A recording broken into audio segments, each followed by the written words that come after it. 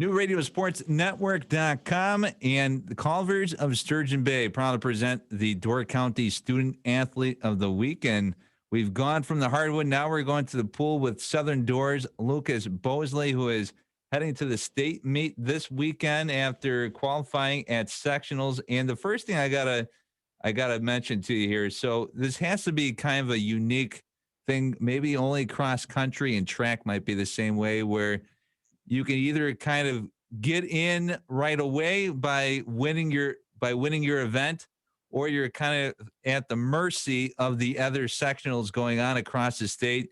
And what is that feeling like for you? You don't come in first, but you kind of have to wait to see if that time's going to hold up across the state. Yeah, I think it's a very interesting feeling knowing that you've got one race and one race only to, like, you worked all season and it comes down to this one race that you've got to get first place for all the sectionals gets in. So it's top 12 after those first place get in. So it's a very, I would say, it's a unique feeling. But after swimming for my whole high school career, I've kind of gotten used to, but I still get the kind of the nervousness of that one race, and it's just a very unique feeling. What's that timing like? Like, you get out of the pool, you know that you didn't automatically qualify, but do you find out a couple hours later? Do you find out the next day? How does that part work out? So how this goes is all the sectionals are swimming at the same time. So you swim your race and you know what time you have, but you don't really find out until probably it would be, like, for example, this year I didn't find out until I think it was about 5:30, 6 o'clock that night. So I swam at noon and I think I was done by like 1 o'clock, and I had 5 hours to just kind of, oh, did I make it? Did I not make it? And then at 6 o'clock, they announced the final heat sheets for the state, and that was pretty cool. What do you do to keep cool during that 5 hours? I'd be pacing. I'd be going for a run. I'd be doing just about a million other things just to take my mind off of it. What do you do in that case? Well, I just kind of, I've learned how to kind of deal with that stress a little bit.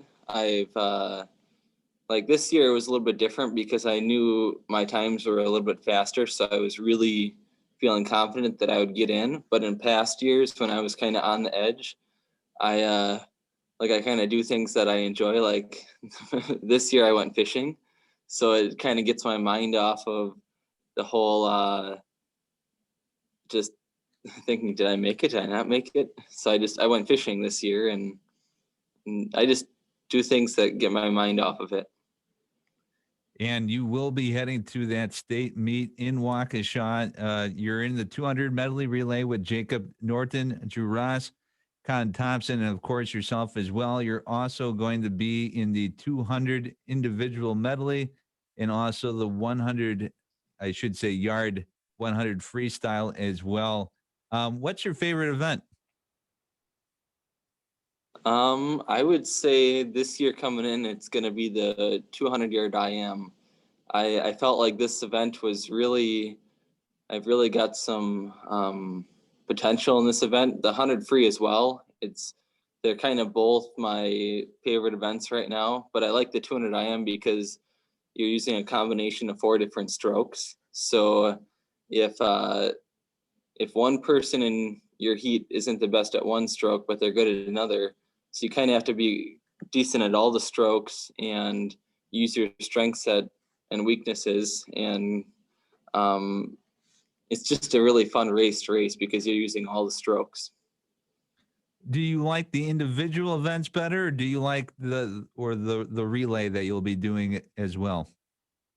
I like a combination of both. The individual events are really really fun because you just get to race. But I also like the relay, or the relay events because I get to like celebrate that or use my teammates to swim fast as well, because you've got four guys and you can hype each other up. And where it's an individual event, it's basically you hyping yourself up. So having four guys there, and I find I always swim faster in relays because you don't want to let the other person down, because they're working just as hard, if not harder than you are, to swim. So you want to give it your all. And, watching the Olympics, I'm always amazed at the relays just because the timing of people going in and out of the pool. How hard is that to be able to time that right with your teammates? It takes a lot of practice to time the starts correctly. It's I've been working on this for 4 years, and I'm still, every time we do it, I still need to do something a little bit different, because you got to completely time it up with the swimmer coming in, and it's you you got to do it so many times. It's like muscle memory. It You got to know how many strokes they're going to take once they get in from the flags, and it takes a couple hundred starts to figure that out. And then yeah, it's just practice and perfection after that. And obviously, you will have fans in the at the state meet in Waukesha. You had some meets where there was zero fans there. How weird was that for you? Even in a sport like swimming, where the fans are kind of far away from you, and you're underwater for part of it. But how unique was that to not have fans at some of your meets? It was a little bit different. It was a lot quieter. Let's put it that way. A lot quieter, and like I kind of enjoyed it at times, because when it's quieter, it lets you focus a little bit more on what you're doing, and you don't kind of get overwhelmed when you've got a lot of people just cheering in the roar.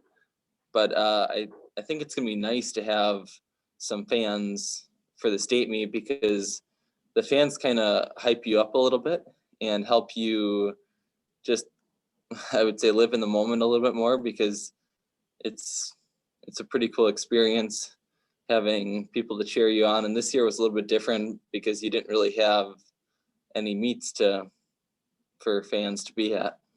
Kind of had to bring your own juice, and when you got home, talk to your parents. It's like, oh yeah, that was really cool. I was really jacked up, and oh, I couldn't tell. Yeah. I was watching on screen. So Luke, Uh-huh. we'll go from the pool to the classroom. What are some of your favorite subjects and some of your favorite teachers?